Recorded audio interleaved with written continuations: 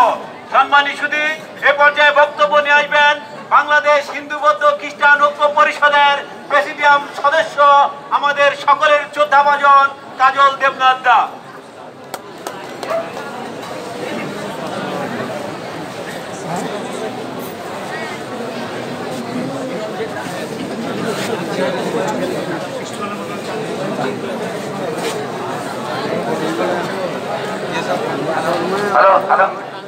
মিরন জিল্লার সংগ্রামী বন্ধুগণ, আমি আপনাদের সবার তরফ থেকে কয়েকটি কথা বলতে চাই। কাকে প্রথম যাকে বলতে চাই হলো মেয়র তাপসকে।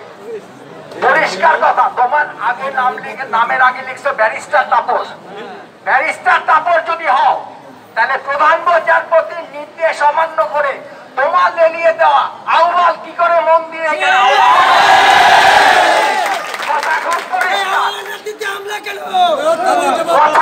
পরিষ্কার।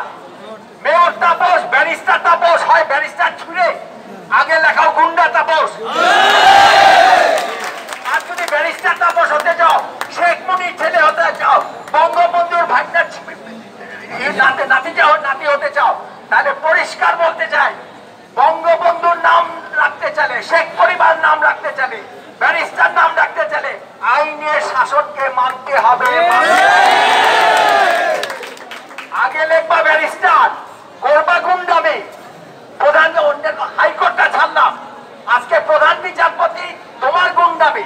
যে নোটিশটা দিয়েছিল গতকাল, সেখানে বললা অনেক ব্যারিস্টার দেখছি আমরা, এসব দুটো ব্যারিস্টারই দেখছি।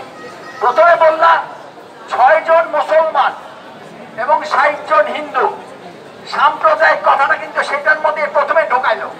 6 জন মুসলমান 60 জন হিন্দু, সবাইকে বলতে চাইলো, দেশবাসীকে জানাইতে চাইলো 6 জন মুসলমানকে দিচ্ছি, 60 জন হিন্দুকে দিচ্ছি।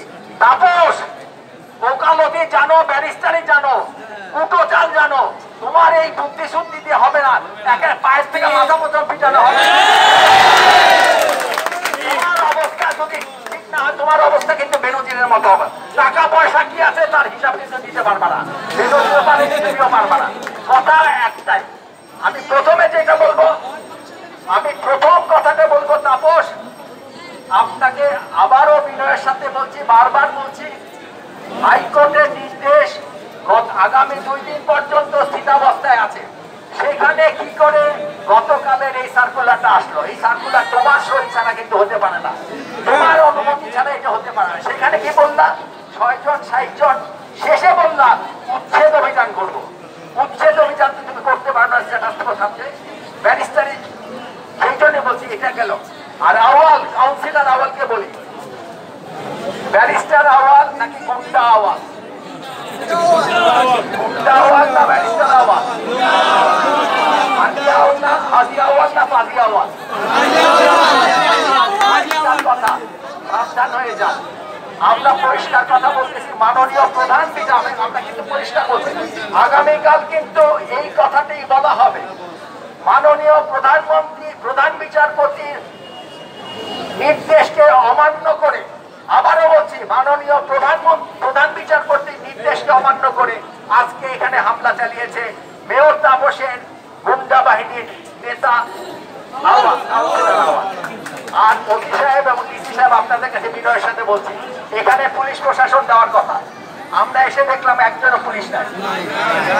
আছে গেটে পর্যাপ্ত পুলিশ আপনি দেবেন, যদি তা না দেন তাহলে পরে ওসি সাহেব আপনাকে বলছি, ডিসি সাহেব আপনাকে বলতেছি, কমিশনার মহোদয় আপনার প্রতি বিনয়ের সাথে কথা বলছি, এই সবগুলোর কিন্তু হিসাব আপনাদের দিতে হবে।